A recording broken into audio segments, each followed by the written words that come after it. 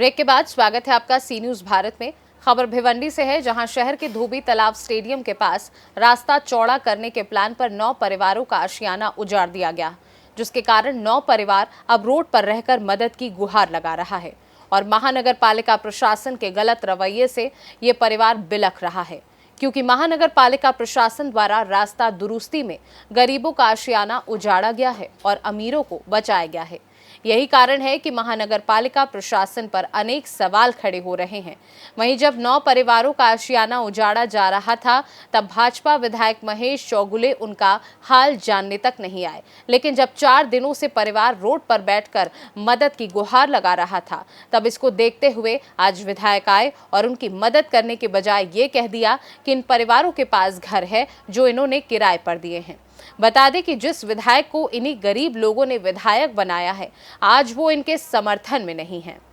भिवंडी से सी न्यूज संवाददाता मुस्तकीम खान की रिपोर्ट।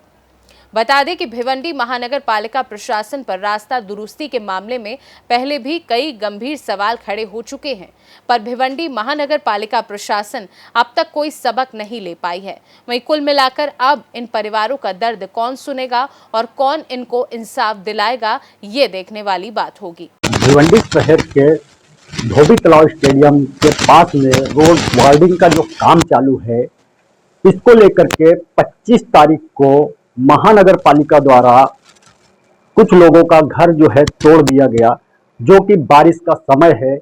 ऐसे वक्त में महानगर पालिका को कुछ न कुछ डिसीजन लेना चाहिए।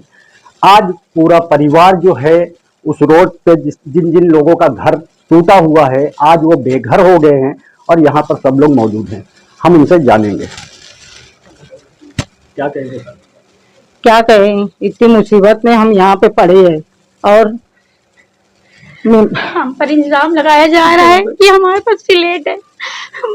एमएलए साहब, आपसे विनती है, अगर जिसने आपको कहा है हमारे पास फ्लैट है तो उनसे कहिए कि हमें फ्लैट दे दे, हम वहाँ शिफ्ट हो जाएंगे। हमें गवर्नमेंट से भी कोई मदद नहीं चाहिए। हमारे पास फ्लैट होता तो हम यहाँ क्यों बच्चे का चले गए भीगते पड़े रहते। विनती है एमएलए साहब, आप प्लीज आप क्या हाथ जोड़ते हैं। हमारा जिसने आपसे कहा है हमारे पास फ्लैट है तो उनसे कहिए हमें फ्लैट दिला दीजिए, हम वहाँ शिफ्ट हो जाएंगे। यूं इस तरह लोग सामान यहाँ पड़ा है, कोई कहाँ कोई यहाँ, सब यहाँ वहाँ बिखरे हैं। अगर हमारे पास फ्लैट होता तो हम ऐसे रहते।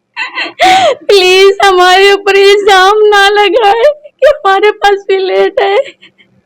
हम मुसलमान पैदा हुए हैं, मुसलमान मरेंगे। उस अल्लाह पाक की कसम और उसके किताब पाक कुरान की कसम, हमारे पास कोई फ्लैट नहीं है। अल्लाह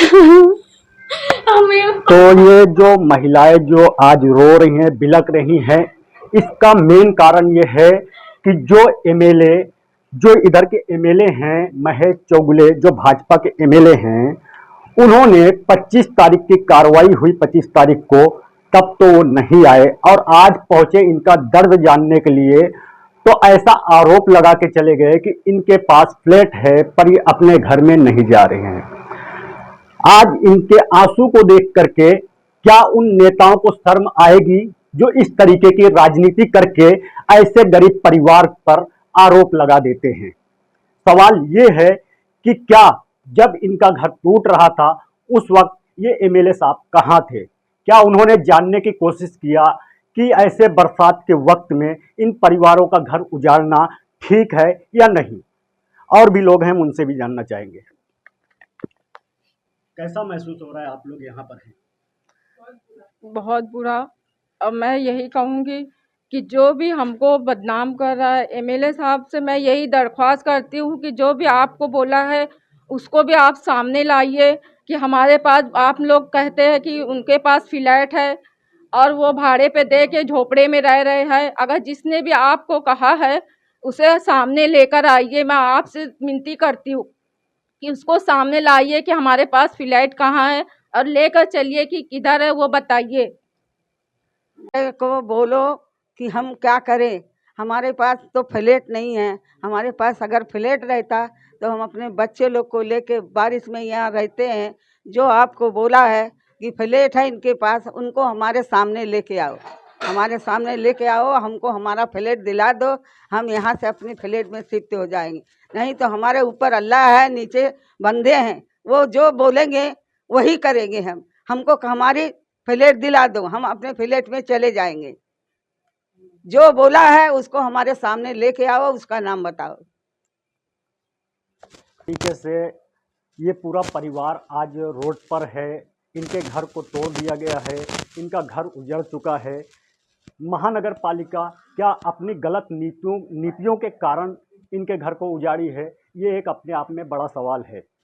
फिलहाल अब इस मामले में आगे और क्या इस शहर के नेता जो दावा करते हैं कि हम शहर के जनता के साथ हैं, क्या वो नेता इस मामले में अपने कोई प्रतिक्रिया देंगे या नहीं? क्या इनके साथ खड़े होंगे या नहीं? ये भी अपने आप में एक सवाल है। यहाँ पर और एक जन है, हम उनसे भी भाई से बात करेंगे। क्या नाम है भाई आपका? सलीम अंसारी। सलीम भाई, कैसे क्या पूरा मामला हुआ? किस तरीके से आज आप लोग जो रोड पर हैं और आप लोगों पे आरोप लगाया जा रहा है कि आप लोगों का फ्लैट है, आप क्या कहेंगे? पहली बात तो मैं हमारे आमदार साहब महेश चोगले साहब को मैं विनती करता हूँ हाथ जोड़ के कि जिस किसी ने भी आपसे ये कहा है कि यहाँ हम 5-6 लोगों के पास फ्लैट है, तो आमदार साहब ज़रा आप दिमाग का इस्तेमाल करिए। अगर हमारे पास फ्लैट होता या आपके पास फ्लैट होता तो आप झोपड़े में ज़िंदगी बसर करते। आप हमारी माँ है, बहन है, जो झोपड़े में रह के उसके बाद टॉयलेट के सरकारी टॉयलेट इस्तेमाल करती हैं। ये किसको अच्छा लगता है? फ्लैट में सारी सुविधाएं हैं। अगर हमारे पास फ्लैट होती तो हम अपना झोपड़ा भाड़े से दे के फ्लैट में शिफ्ट हो जाते। और चलो, जिस किसी ने भी आपको कहा है तो ये पक्का जानिए उसने आपको गलत खबर दी है। हम आप पे उंगली नहीं उठा रहे हैं, लेकिन जिस किसी ने भी आपको ये बात कही है, मेहरबानी करिए उससे आप कहिए कि भाई उनका जहाँ जहाँ फ्लैट है आप भी उनके साथ जाइए, जहाँ जहाँ फ्लैट है उन लोगों को फ्लैट दे दें और वो हमको हमारा फ्लैट दिला दें। उसके बाद हमें गवर्नमेंट से कोई मदद की ज़रूरत है ही नहीं। हम क्या करेंगे फिर गवर्नमेंट से लेके? जब हमको हमारे पास फ्लैट है, हमारा फ्लैट हमको मिल जाएगा तो हम क्या करेंगे? ये मसला एक हो गया। और एक आमदार साहब ने ये भी कहा कि हम लोग डेवलपमेंट के बीच आ रहे हैं। ठीक है आमदार साहब, 3 बार मास्टर प्लान आया, 3 बार में पहली बार टूटा, हमने कुछ नहीं कहा क्योंकि रहने के लिए बच गया। दूसरी बार आया फिर टूटा, हमने तो कुछ नहीं बोला, हमने डेवलपमेंट का साथ दिया। पहली बार दिया, दूसरी बार दिया, क्योंकि दूसरी बार में भी कुछ बच गया, हमारा सर छुपाने के रहने की जगह थी। तो तीसरी बार में जब साफ हो गया, जब एकदम अब रहने की जगह है नहीं, तो हम आवाज़ उठाने का हमारा हक है कि नहीं है?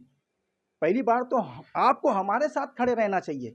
अगर वो सोचते हैं कि हम लोग वहाँ पे बैठे हैं लोगों से पैसा वसूलने के लिए, तो आमदार साहब मैं आपको एकदम साफ साफ बता देता हूँ कि अहमद भाई और याकूब भाई कल हम आए थे, वो 2 लाख रुपया लेकर आए थे कि अगर इसमें तुम्हारा कुछ हो सकता है तो करो, हम हैं ये, आप लो।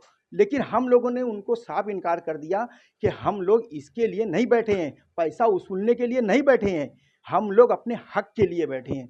जो हमारा हक मारा जा रहा है और जो मार्जिन की बात कर रहे हैं आमदार साहब, जो मार्जिन की बात कर रहे हैं कि कुछ ना कुछ सब पे मार्जिन है, आमदार साहब आके हमको दिखा दे सामने वाली बिल्डिंग की मार्जिन। वो खुद आके दिखा दें कि देखो सामने वाली बिल्डिंग की ये मार्जिन है। सामने वाली बिल्डिंग की मार्जिन 0 है और हमारा 3 मीटर के अंदर घर, जबकि हमारा सिर्फ 3 फीट जाना चाहिए था और 7 फीट बचना चाहिए था। ये मार्जिन, ये रियल मार्जिन है। और आमदार ये भी बोल रहे हैं कि प्राइवेट इंजीनियर लाओ, प्राइवेट इंजीनियर लाओ। हम लोग की शकल सूरत देखो, हम लोग प्राइवेट इंजीनियर का जो खर्चा है हम लोग संभाल सकते हैं क्या? नहीं तो आप ही दे दो अपने तरफ से प्राइवेट इंजीनियर और जानकार आदमी दे दें कि भाई इन लोगों के साथ जाके जरा नपनी करा लो, देख लो क्या है क्या नहीं है। ये नपनी अगर हो गया भाई, सच्ची बात बताता हूँ, नपनी हो गया तो डेवलपमेंट प्लान के ऊपर उंगली उठेगी। उंगली इसलिए उठेगी कि अगर इसमें कुछ कम ज़्यादा निकल गया तो पूरे भिवंडी के डेवलपमेंट मास्टर प्लान के ऊपर उंगली उठेगी और हर जगह से शहर के अंदर तहलका मच जाएगा।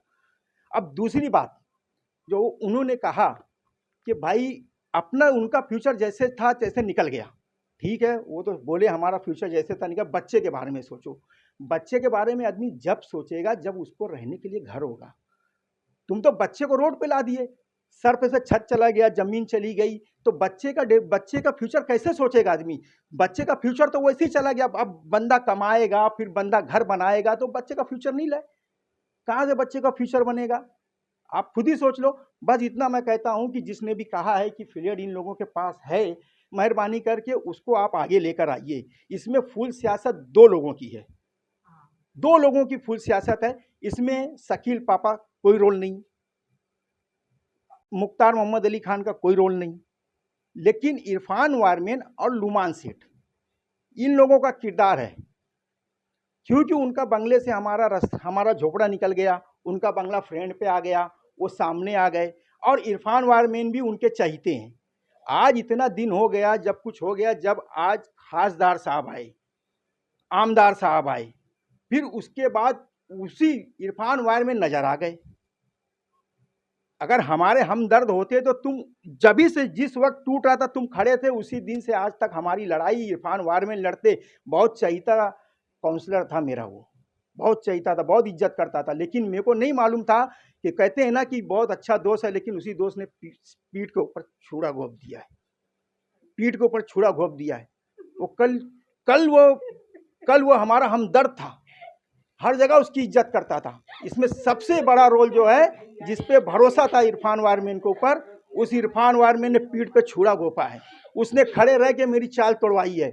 जब सामने की जीरो मार्जी गए, आमदार साहब खुद आए कि देखें कि जब सबका कुछ ना कुछ जा रहा तो सामने की बिल्डिंग बची कैसे, ये आके देखें। और उन्होंने ये भी कहा कि 50 साल से फ्री में रहते थे। आमदार साहब से मैं यही विनती करता हूँ कि आप ये बता दो कि घर पट्टी हुआ, नल पट्टी हुआ, पावर बिल हुआ, ये तो हर कोई भरता है। हर कोई भरने के बाद वो अच्छा नागरिक है, वो फ्री में नहीं है। वो तो हम भी करते थे ना, हम भी तो घर पट्टी भरते थे, नल पट्टी भरते थे, पावर बिल भरते थे। जो लोग करते थे वो हम भी करते थे, तो हम फ्री में कैसे हो गए? कहाँ से फ्री में हो गए?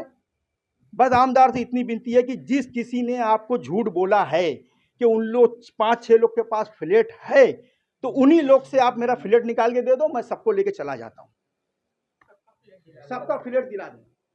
तो जिस तरीके से ये लोग आज रो रहे हैं, बिलग रहे हैं, कहीं ना कहीं जो कार्रवाई हुई है, इस कार्रवाई में सही डिसीजन लेने की ज़रूरत थी, ना कि इस तरीके से आनन फानन में ये कार्रवाई करना चाहिए था।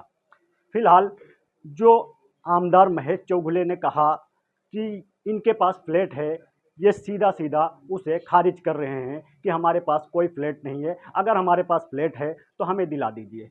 वहीं जो इधर के नगर सेवक हैं, माजी नगर सेवक हैं इरफान वारमैन, उनके ऊपर भी आरोप लग रहा है कि उन्होंने भी नहीं आकर के देखा अब तक, आज वो भी आ गए।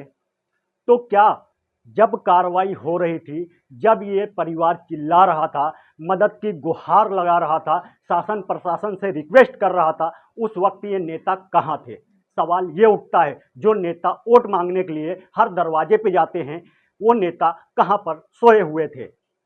फिलहाल अब देखने वाली बात तो ये होगी कि इसमें जिस तरीके से जो बालिया मामा हैं, जो सांसद हैं, अब वो इसमें क्या करने वाले हैं, अब आगे क्या फैसला इसमें आने वाला है, वो तो देखने वाली बात होगी। कैमरा पर्सन यार मोहम्मद रंगरेज के साथ मुस्तकिम खान, सी न्यूज़ भारत, भिवंडी। फिलहाल इस खास रिपोर्ट में बस इतना ही। देश दुनिया की बाकी खबरों को जानने के लिए आप देखते रहिए सी न्यूज़ भारत।